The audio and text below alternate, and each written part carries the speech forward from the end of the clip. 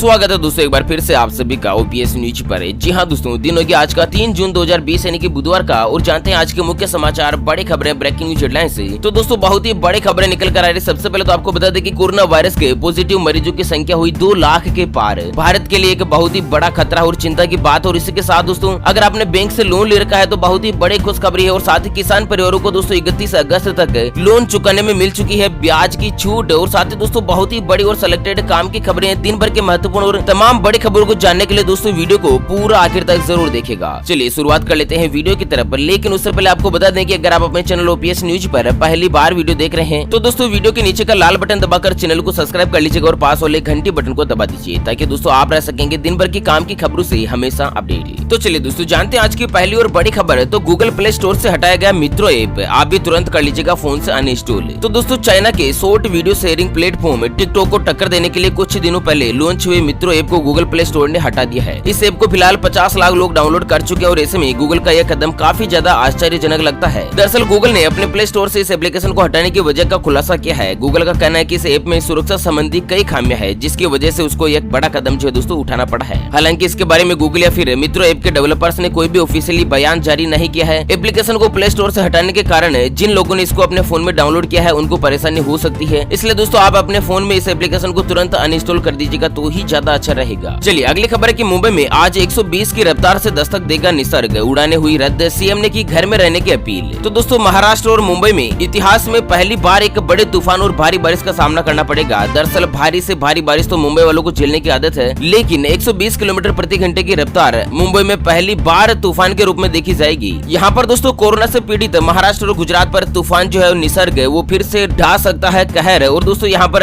आज बुधवार दोपहर तक इस तूफान को प्रचंड चक्रवाती तूफान में तब्दील होने के बाद महाराष्ट्र और गुजरात पहुंचने का पूर्वानुमान जो है दोस्तों जताया जा रहा है। और वहीं बड़ी खबर है कि चाइना ने भारत की दोस्ती गहरी करने के लिए चली एक नई चाल, इंडिया को दिया इस प्रोजेक्ट में शामिल होने का ऑफर। तो दरअसल चाइना ने लद्दाख सीमा पर भारत से तनाव के बीच नई चाल चलते हुए भारत के सामने आर्थिक तरक्की के लिए चाइना के BRI प्रोजेक्ट में शामिल होने का ऑफर दिया है। और उनका कहना है कि दोस्तों इससे भारत को आर्थिक रूप से फायदा होगा, जबकि BRI चाइना का महत्वाकांक्षी प्रोजेक्ट है। और इस महत्वाकांक्षी सबसे महत्वपूर्ण प्रोजेक्ट में भारत को शामिल करना चाइना की एक नई रणनीति भी हो सकती है। और वहीं दोस्तों बड़े खबर है कि प्रधानमंत्री मोदी और अमेरिका के राष्ट्रपति ट्रंप ने की फोन पर बात, कोरोना सहित कई मुद्दों पर हुई है चर्चा। तो प्रधानमंत्री नरेंद्र मोदी और अमेरिका के राष्ट्रपति डोनाल्ड ट्रंप के बीच कल मंगलवार को फोन पर हुई बातचीत के दौरान दोनों नेताओं के बीच कोरोना वायरस सहित विभिन्न मुद्दों पर चर्चा हुई है। बातचीत में प्रधानमंत्री मोदी जी ने कहा कि कोविड-19 महामारी के पश्चात वैश्विक परिदृश्य में भारत और अमेरिका के बीच गहरा ठोस विचार विमर्श एक महत्वपूर्ण स्तंभ बना रहेगा। और वहीं दोस्तों अमेरिका के राष्ट्रपति के साथ बातचीत के दौरान प्रधानमंत्री मोदी ने अमेरिका में हो रही हिंसा के बारे में चिंता व्यक्त की है। कुल मिलाकर दोस्तों अमेरिका में शांति व्यवस्था बनाने के मुद्दे पर प्रधानमंत्री मोदी जी ने जोर दिया। चलिए अगली बड़ी खबर की प्रधानमंत्री मोदी जी का बड़ा ऐलान, इच्छा शक्ति से ही आर्थिक वृद्धि के रास्ते पर लौटा जा सकता है। दरअसल मोदी जी ने देश को प्रगति के नए रास्ते पर लाने और ले जाने के लिए नए संरचनात्मक ढांचों को बढ़ाने का संकल्प जताते हुए आत्मनिर्भर भारत की अवधारणा को समझाया है। और उन्होंने कहा कि इसका अर्थ है दुनिया के लिए भारत में उत्पाद तैयार किए जाएंगे और एक ऐसा देश है जो कि दोस्तों अपनी रणनीतिक जरूरतों को दूसरों पर निर्भर न हो। कुल मिलाकर भारत देश को एक ऐसा देश बनाने का संकल्प जो है मोदी जी ने लिया है जो कि किसी अन्य देश पर निर्भर नहीं होगा। कुल मिलाकर भारत देश एक आत्मनिर्भर देश बनेगा। चलिए दोस्तों इसी के साथ अगली बड़ी खबर है कि त्रिपुरा में कोविड-19 के 102 नए मामले, कुल संख्या हुई है 423। और इसी के साथ देश में एक नजर डालते हैं कोरोना वायरस के ताजा और पॉजिटिव आंकड़ों से। तो दोस्तों कोरोना महामारी से ग्रस्त भारत में संक्रमितों का आंकड़ा 2 लाख के नजदीक पहुंच गया है और देश में 5,598 से ज्यादा लोगों की जान चली गई है, जबकि 95,000 से ज्यादा लोग स्वस्थ हुए हैं। दुनिया भर में इस महामारी से 3,76,000 से ज्यादा लोगों की मौत हुई है। कोरोना से जुड़ा एक बड़ा अपडेट की अगर बात करें तो भारत में 1,98,706 आज की तारीख में पॉजिटिव मरीज है। और दोस्तों पिछले 24 घंटों में 8,171 नए मामले सामने आए हैं, जबकि 204 लोगों की मौत हुई है। वहीं पूरी दुनिया की बात करें तो 63,42,997 लोग संक्रमित है कोरोना वायरस के चलते। और वहीं दोस्तों एक दिन में रिकॉर्ड 8,812 संक्रमित बढ़े हैं, जबकि अब तक 1 लाख से ज्यादा मरीज ठीक भी हुई हैं। दैनिक भास्कर की रिपोर्ट के मुताबिक देश में 2,07,183 पॉजिटिव मरीजों की संख्या पहुंच चुकी है। चलिए कोरोना को लेकर बड़ी खबर की कोरोना वैक्सीन पर दो आई गुड न्यूज। एक ट्रायल के फेज 2 में दूसरी साबित हो रही है 99% असरदार। आपको बता दें कोरोना वायरस वैक्सीन की तलाश के बीच एक अच्छी खबर आई है। दरअसल अमेरिका में एक कंपनी का ट्रायल फेज 2 में पहुंच गया है और साथ ही चाइना में एक वैक्सीन फेज 2 पूरा कर चुकी है और अगले साल की शुरुआत तक मार्केट में उतारी जा सकती है। चाइना में अब तक इंसानों पर 5 वैक्सीन का टेस्ट किया गया है, जो कि सबसे ज्यादा है। वहाँ की एक और कंपनी सिनोवेक बायोटेक का दावा है कि उसकी वैक्सीन 99% असरदार है। कुल मिलाकर दोस्तों जिस रफ्तार से डॉक्टर, वैज्ञानिक सभी प्रकार की टीमें जो काम कर रही है ना, उससे अनुमान लगाया जा रहा है कि दोस्तों जल्द से जल्द कोरोना वायरस की वैक्सीन जो मार्केट में उतारी जा सकती है। और इसी के साथ अगली बड़ी खबर है कि आज से अंतर्राज्यीय बस सेवा शुरू, ऑनलाइन मिलेगी टिकट, गाँव में भी दौड़ेगी बसें। तो 3 जून से ही दूसरे राज्यों में जाने वाली 150 लॉन्ग रूट की बसों को ऑनलाइन बुकिंग जो हरियाणा से आज शुरू हो चुकी है और सोशल डिस्टेंसिंग के साथ 30 से लेकर 35 यात्रियों को बिठाया जाएगा। आज से हरियाणा और दूसरे राज्यों में कुल मिलाकर 400 से ज्यादा रूटों पर बसें चलेगी। और वहीं किसान परिवारों को लेकर बड़ी खबर है कि किसानों को अब 31 अगस्त तक कर्ज चुकाने पर मिलेगी ब्याज पर छूट। तो खेती और उससे जुड़े काम के लिए अल्पकालिक ऋण लेने वाले किसानों को राहत देते हुए सरकार ने कर्ज चुकाने की अंतिम समय सीमा बढ़ाकर 31 अगस्त तय कर दी गई है। ऐसे में किसान परिवार जिन्होंने लोन ले रखा है ना, उनको दोस्तों 31 अगस्त तक अपने लोन का कर्ज यानी कि मूल रकम चुकाने में दोस्तों ब्याज में छूट मिलेगी। और वहीं एक अगली बड़ी खबर में ताजा रिपोर्ट में खुलासा हुआ है कि देश में मई महीने में बढ़ी है दोस्तों 2 करोड़ से ज्यादा नौकरियां, फिर भी बेरोजगारी की रेट बहुत ही ज्यादा। तो एक रिपोर्ट में बताया गया है कि मई में जो 2 करोड़ 10 लाख जॉब बढ़ी है ना, उनमें से 1 करोड़ 44 लाख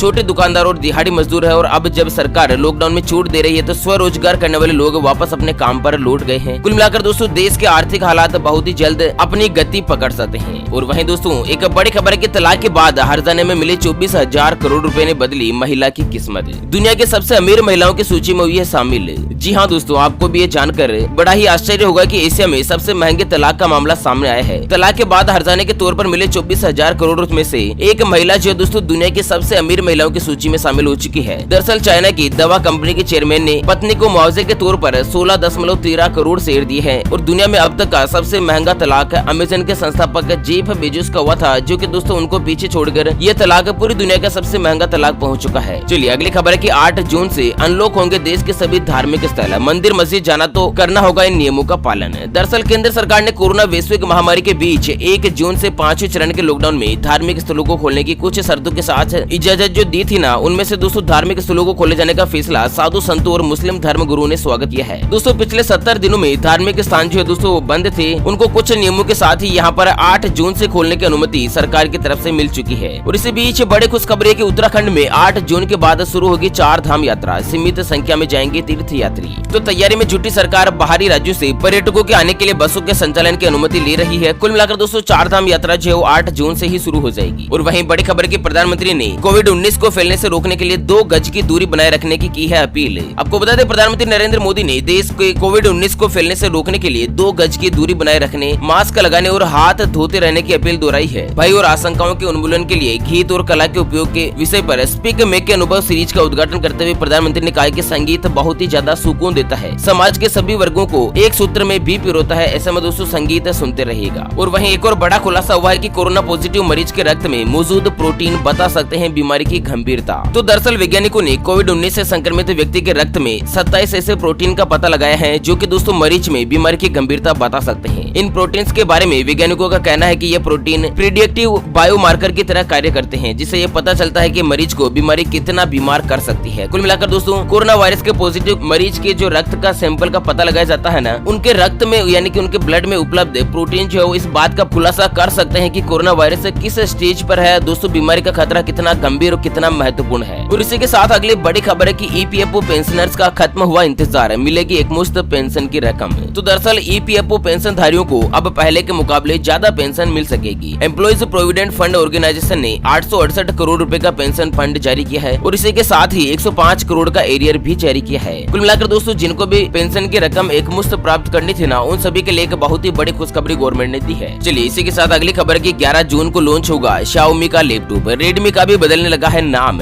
तो देश में सबसे ज्यादा स्मार्टफोन और स्मार्ट टीवी बेचने वाली चाइना की कंपनी Xiaomi 11 जून को भारत में अपना पहला लैपटॉप लॉन्च करेगी। दरअसल फिलहाल आपको बता दें कि चाइना में कंपनी जो Redmi और MI के नाम से अपना लैपटॉप बेच रही है और भारत में जो लैपटॉप लॉन्च होगा ना, उनमें इंटेल कोर i7 प्रोसेसर होगा। Xiaomi कुछ ही दिनों पहले लैपटॉप के लॉन्च के बारे में पिछले कुछ ही दिनों से सूचित कर रहा है और भारत में भी कंपनी MI के नाम से ही अपने लैपटॉप को बेचने जा रही है। और इसी के साथ अगली बड़ी खबर है कि ICICI बैंक के ग्राहकों को लोन की EMI पर छूट पाने के लिए हर महीने बैंक को बताना होगा। जी हाँ दोस्तों, ICICI बैंक ने कहा कि अगर आपने लोन ले रखा है और अगर आप लोन के ऊपर छूट प्राप्त करना चाहते हैं, सरकार की तरफ से जो मोटाडोरियम का यहाँ पर ऑप्शन दिया गया क्या है उसके अंतर्गत आप छूट का ऑप्शन तय करना चाहते हैं तो हर महीने आपको बैंक को बताना होगा, नहीं तो दोस्तों बैंक आपके महीने से ऑटो डेबिट ईएमआई कर देगा। और अगर आपको ऑटो डेबिट रोकनी है तो हर महीने आपको बैंक को पहले से ही इन्फॉर्मेशन देनी पड़ेगी। और वहीं बड़ी खबर है कि 70 दिन से बंद आईआरसीटीसी की प्राइवेट ट्रेन आखिर इस वजह से नहीं हो पा रही है शुरू। तो दोस्तों आपको पता होगा कि भारत देश में 3 प्राइवेट ट्रेनें चलती है और ये ट्रेन दिल्ली से लखनऊ, अहमदाबाद से मुंबई के बीच चलती है, लेकिन लॉकडाउन के चलते इनका परिचालन 22 मई को ही रोक दिया गया है। तो आखिर दोस्तों प्राइवेट ट्रेनें क्यों नहीं चल रही है? तो आपको बता दें कि मौजूदा समय में 200 स्पेशल ट्रेनों का संचालन हो रहा है, जिसमें 50% सीटें ही बुक हो रही है। और फिलहाल लोग कोरोना के डर की वजह से घर में ही है और मौजूदा समय में वही लोग ट्रेवल कर रहे हैं जो कि लॉकडाउन के दौरान कहीं दूसरी जगह पर फंसे हुए हैं। तो इसी के मद्देनजर दोस्तों प्राइवेट ट्रेनें जो यहाँ पर शुरू नहीं हो पा रही है। तो इसी के साथ आज के मुख्य समाचार बड़े खबरें टुडे ब्रेकिंग न्यूज के हेडलाइंस वीडियो को फिलहाल देते हैं विराम। वीडियो को लाइक कीजिएगा, शेयर कीजिएगा दोस्तों अपने मित्रों के साथ फेसबुक और व्हाट्सएप के हर एक ग्रुप में। और हाँ दोस्तों, चैनल को सब्सक्राइब नहीं किया तो जल्द से जल्द कर लीजिएगा। अच्छा, फिर मिलेंगे एक और नई और काम की खबर के साथ। तब तक के लिए बने रहेगा आपके अपने चैनल ओपीएस न्यूज पर। Thank you, take care, good bye, जय हिंद, जय भारत।